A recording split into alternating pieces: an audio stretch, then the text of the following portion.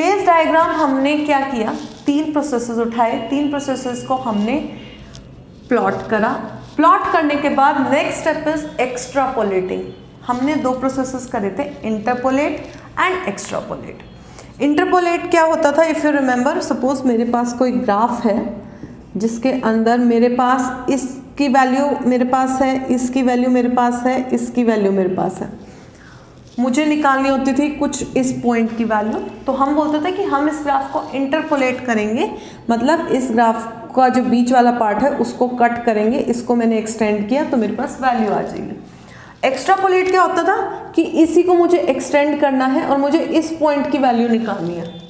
तो हम क्या करेंगे, ग्राफ का एक जनरल जो वो शेप को फॉलो कर रहा है उसको बनाते हुए इसको एक्स्ट्रापोलेट कर देंगे, मतलब इसको एक्सटेंड कर देंगे एंड उससे फिर मैं वैल्यू बता सकती हूँ।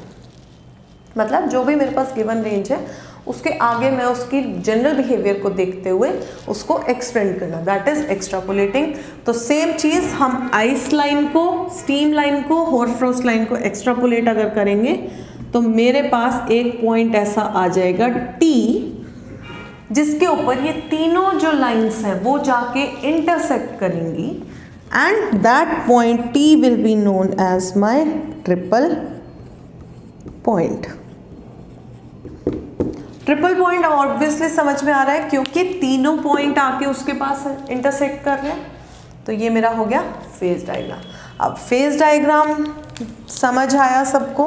हमने बेसिकली पीटी डायग्राम बनाना है। पीटी का रिलेशन मेरे पास क्लॉसियस-क्लैपेरॉन इक्वेशन से आया था, उसका नेचर को स्टडी करते हुए इवेपोरेशन प्रोसेस का स्लोप निकाला, V2 माइनस V1 का स्लोप निकाला for fusion process and for sublimation process. तीनों को हमने प्लॉट किया, एक्स्ट्रापोलेट किया, कट किया, फेजेस को डिफाइन करा एंड मेरे पास एक ट्रिपल पॉइंट निकल के आ गया which is my triple point. अब ट्रिपल पॉइंट बेसिकली होता क्या है? Triple point it is the point at which all 3 phases exist simultaneously and at equilibrium with each other। समझ आया? ट्रिपल पॉइंट वो पॉइंट है जिसके ऊपर तीनों phases solid, liquid and gas will exist simultaneously and at equilibrium with each other. Equilibrium की बात क्या है, कहाँ से आई? ये जो हमने ग्राफ बनाया था जहाँ पर हम बोलते हैं ice line which is also known as the fusion line, तो हम यहाँ पे ऐड कर देते हैं फ्यूजन लाइन। इसको हम बोलेंगे वेपराइजेशन लाइन एंड इसको बोलेंगे सब्लिमेशन लाइन।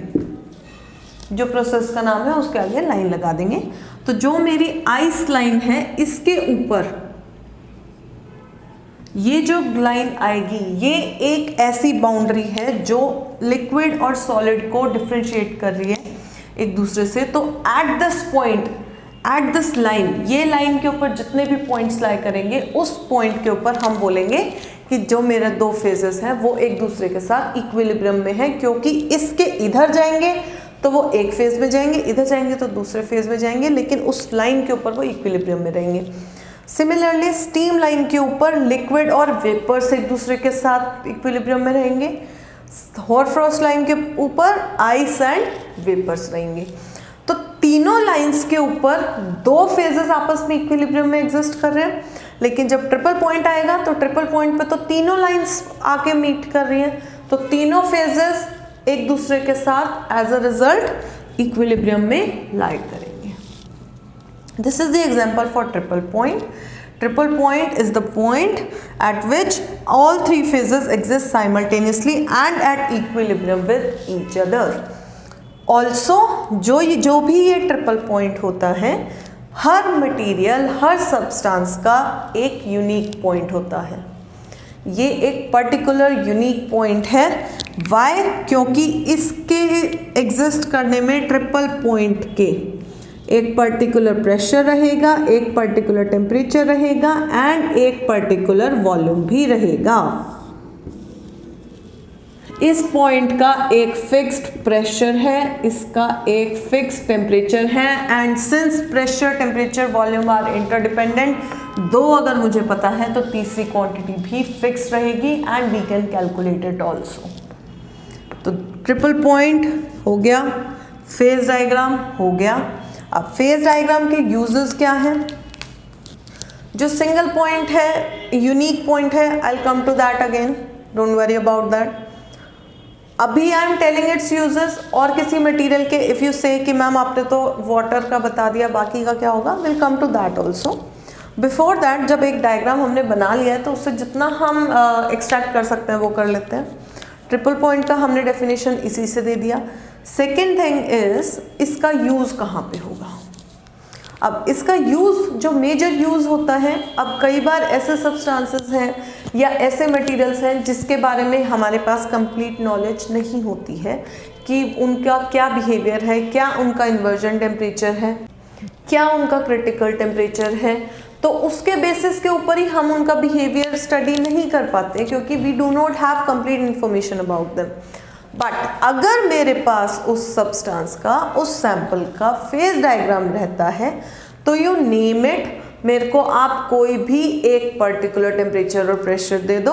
सपोज मेरे पास कोई सब्सटेंस है, मैं अभी रूम टेम्परेचर पे काम कर रही हूँ, तो I just pick the room pressure and room temperature, इसके ऊपर मैं प्लॉट करूँगी। जहाँ पर भी वो जाके पॉइंट मीट करेगा वो डिफाइन कर देगा कि मेरा जो भी सब्सटेंस है या सैंपल है वो इस रूम टेम्परेचर पे किस फेज में लाई करेगा, विदाउट इवन वॉचिंग इट या without even observing it. Suppose मैंने कोई एग्जांपल लिया जिसका नाम x दे देते हैं एंड उसका प्रेशर है ये वाला, टेम्परेचर है ये। तो इस प्रेशर के पर I draw a straight line, इस टेम्परेचर के ऊपर I draw a straight line. कहाँ पे आके मीट करा? यहाँ पे आके मीट करा। ये जो फेज है ये कौन सा फेज है? This is the vapour phase. Vapour phase है तो दैट मीन्स जो भी मैं सैंपल मैंने ले रखा है उसके सैंपल के लिए गिवन प्रेशर और टेम्परेचर पे that will lie in the vapour phase. Correct है। हीलियम वगैरह जैसे हैं जिनको हम ज़्यादा हीट नहीं कर सकते हैं या इन्फ्लामेबल जैसे सब्सटेंसेस होते हैं, तो उनका स्टडी करने के लिए हम क्या करते हैं, उनका सीधा फेज डायग्राम उठाते हैं, उसके ऊपर से प्लॉट करके देख लेते हैं, रादर दैन कि हम उसे हीट करके देखें कि उसके कब कब फेजेस चेंज हो रहे हैं। वो एक बार ही किसी ने स्टार्टिंग में किया होगा जिसने उसका जो फेज डायग्राम है प्लॉट करके रख दिया। ये इसका मेजर यूज़ है, राइट। अब जो ये ग्राफ है, इस ग्राफ में जो ट्रिपल पॉइंट निकल के आया है वो वाटर के केस में ही अलग अलग हो सकता है। अब आप बोलोगे कि मैम आपने बोला था यूनिक होता है, वाटर के केस में वो अलग कैसे हो गया? वो ऐसे हो गया कि केमिस्ट्री हम सब ने पढ़ी है, केमिस्ट्री में एक टर्म आती है विच इज एलोट्रॉप्स। एलोट्रॉप्स क्या होता है? Chemical formula remains the same but उनका इंटरनल स्ट्रक्चर अलग हो जाता है, बॉन्डिंग अलग हो जाती है, जिसके कारण उनका कुछ आपस में रिपल्शन होता है, अट्रैक्शन होता है, कोई एंगल बिगड़ जाता है। तो ऐसे ही वाटर जब आइस में कन्वर्ट होता है या वाटर का ही स्ट्रक्चर है तो उसके अंदर बहुत सारे एलोट्रॉप्स आने लग जाते हैं। तो हर एलोट्रॉप का अलग होगा, लेकिन एक गिवन एलोट्रॉप का, चाहे आप उसे यूके में उठाओ, चाहे आप उसे इंडिया में उठाओ, चाहे आप उसे न्यूजीलैंड में जाकर उठाओ, चाहे आप उसे जाके साइबेरिया में उठा लो, उसका ट्रिपल पॉइंट सेम रहेगा। एक पर्टिकुलर एलोट्रॉप, मतलब 5 अगर एलोट्रॉप हैं सपोज वाटर के, तो 5 का अलग रहेगा, लेकिन हर एक का सेम रहेगा। तो वाटर के केस में डायग्राम बनता है ये, बिकॉज उसके अंदर जो आइस लाइन होती है उसका जो भी ग्राफ का स्लोप आता है दैट इज नेगेटिव, इसलिए उसका ओवरऑल ग्राफ यही आएगा हर एलोट्रॉप का, लेकिन ट्रिपल पॉइंट शिफ्ट करता जाएगा।